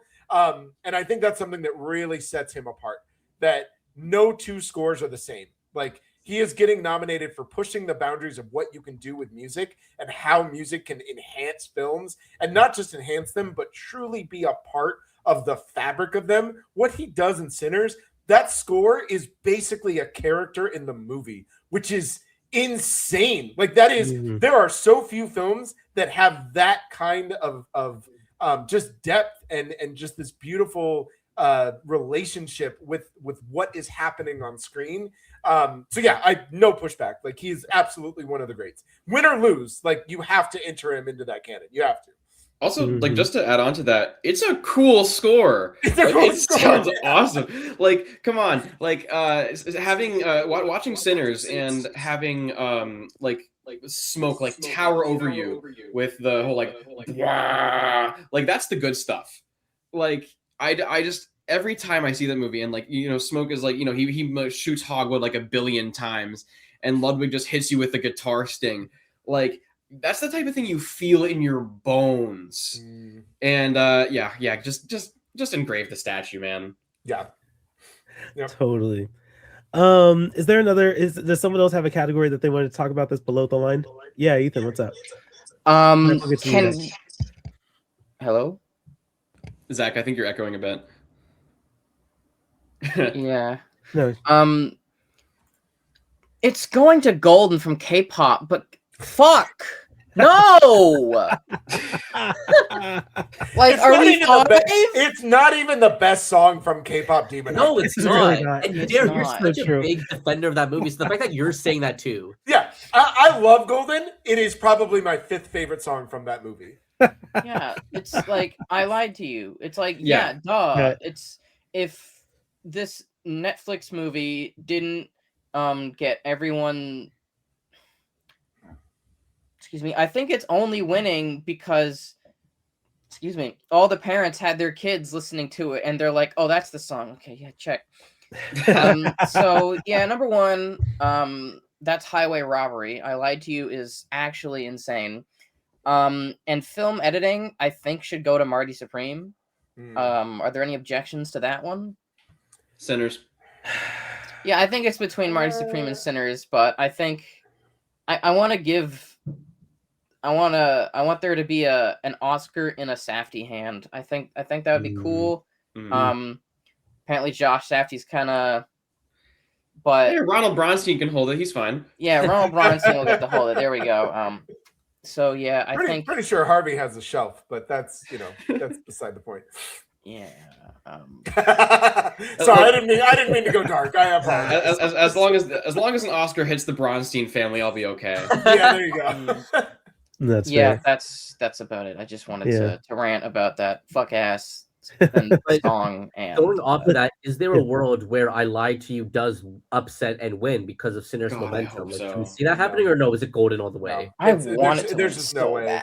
There's just no way. You just can't dethrone the power of K-pop Demon Hunters. Yeah. It's just it hasn't. It's the Buckley of the music category. Totally. Zach, you had a category? I apologize if this is actually, I'll talk about best casting. I don't, this is the new award that has been introduced for this ceremony, and I really hope that Francine Maidler gets this for Sinners as well. She is a legend in the casting industry, and I really hope that she gets her award here. I also hope that I believe it's Jennifer Vanetti, the girl who does Josh Safdie's casting, she's nominated here, and I would really hope that she would also get a nomination. Other below the line categories that I really hope also happen is best sound for Surat. That is a film that we have yet to speak about in this conversation. I think it is. Sorry, Luke. I may have just stepped on Luca's point, but I really think that this is one of the most interesting Sonic films I've seen from a Sonic perspective in a very long time. I'll close out with this. One egregious snub at the Academy Awards this year is not putting Daniel Patton's score for Marty Supreme in best score. Also, Kang Ding Ray's score for Surat as well is another one. Like Electro. Yeah, I guess not. Like between they did the same thing with Challengers too. Exactly. Yeah, that's what I was gonna say. Yeah. It's crazy how much bias they have towards electronic music. I guess I don't know. I think it is going to be very unfortunate when sound goes to F1 when it should go to Surat. It will, and yeah. It's, it's just one of the crimes of the Academy Awards this year that I'm just preparing for. Were there any other categories below the line that anyone wanted to point out? Yeah. So no, you go, Derek. Oh, okay, sorry. So in a Just World, to Ethan's point, in a Just World, editing would have no other choice, and it would absolutely win because there is no movie that is better edited than No Other Choice. Totally. I remembered when I watched it at TIFF, and there are shots in that movie where I literally said out loud, "How the fuck did you do this?" And that is just a credit to not just his incredible skill behind the camera, but just the way that movie is edited is like filmmaking perfection. So that is who truly should win the category. But I have two that I want to talk about. I could actually talk about all the below the lines, but I have two. So one is production design, and the winner will be Frankenstein, but it shouldn't because Frankenstein is so digital. That whole movie looks so digital. Listen, I said this in my review. I said it when I left the TIFF premiere screening. It doesn't matter if you build giant floor-to-ceiling productions in a castle if you just give it the Netflix sheen and make it look ugly. What is the point? Why are you? No, you don't give production design to fake production design. You just, that movie is not good. I don't care what anybody says. But as far as production design goes, I do actually think any one of the three major contenders, your Marty Supremes, your One Battles, your Sinners, them just being able to recreate moments in time, particularly like Sinners and Marty Supreme, the way that they're able to do that and the way they're able to craft that is incredible. Sinners in particular is so transportive to where you are in the South. There is no question as to whether or not, as to where you are. Like, you are in the South, and the detail in creating those things is pretty incredible. So that's the first one. And then the second one, and Thomas, I think you'll enjoy this, and I can't even believe I'm going to bring this up, but it's coming. Best live action short.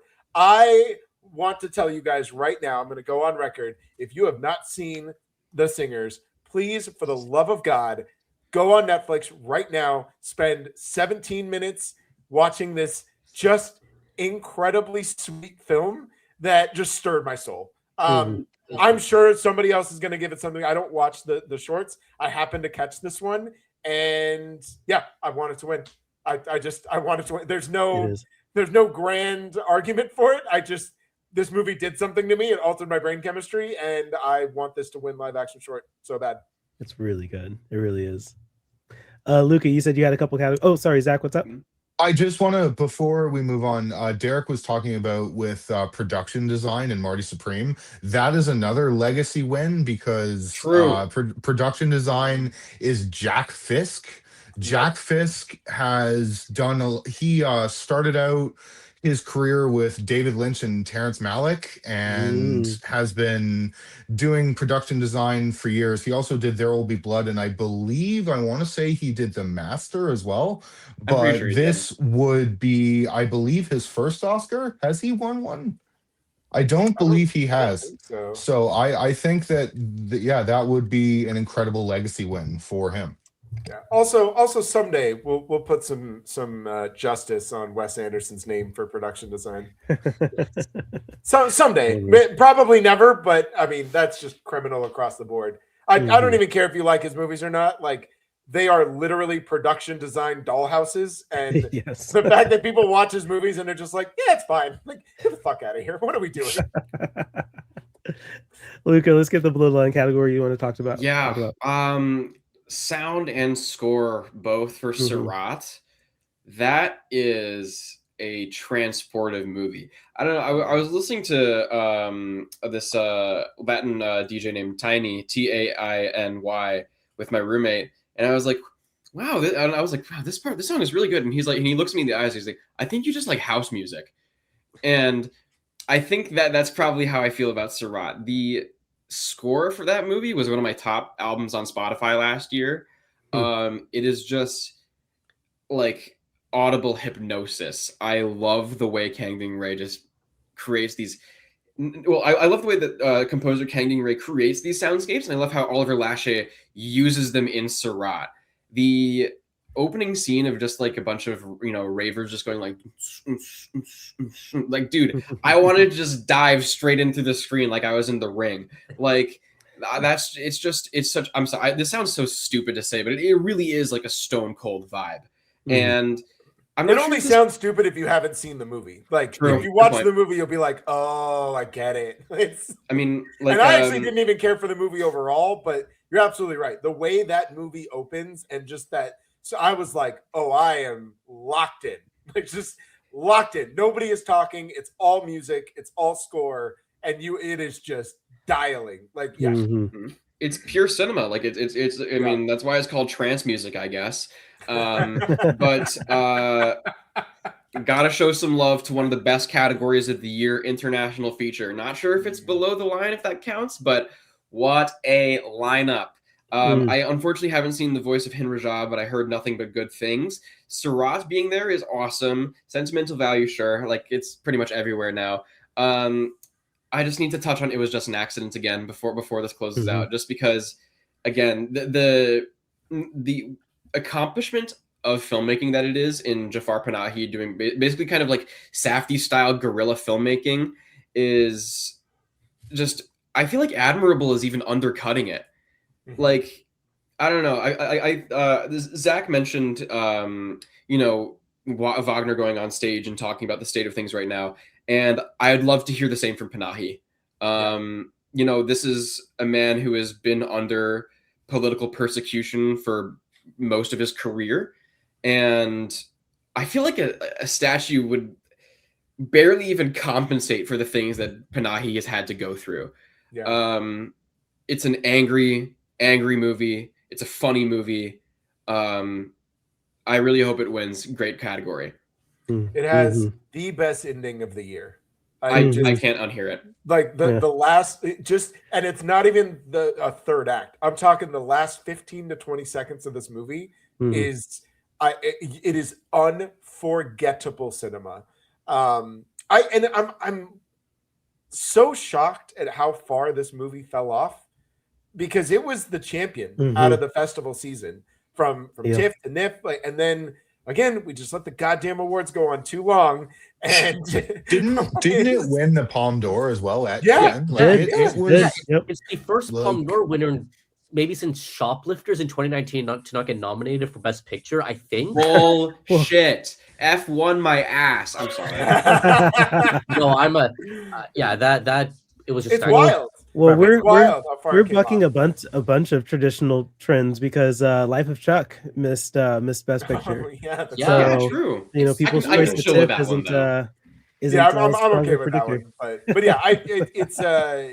yeah, he should absolutely be all over these awards, like way more. And I would actually, if no other choice is not going to be on the list, and I actually think there's plenty of other movies, like I would trade out Voice of Hind Rajab for things like President's Cake or My Father's Shadow, which I think is infinitely better. I understand why The Voice of Hind Rajab is here, and it is a very necessary watch. I actually don't think it's that good of a movie, but it is one that you know what I mean? Like it's a movie that I would recommend that everybody see, but as a film, I don't think it's constructed that well, but that's a whole different podcast. But yeah, I would love for It Was Just an Accident to get its due, because it certainly deserves it. I think the Academy are cowards and they're definitely not going to do it, but they should. They really should. I'll close out just by touching on hair and makeup, because I swear to God, if Frankenstein gets it over Coco, and it probably will, I will fucking rage. I just want to point. I'll chill with it.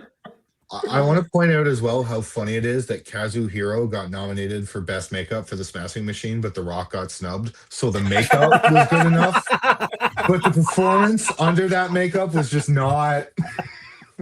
They were like, you know what? Well, the only way you can cry is like this.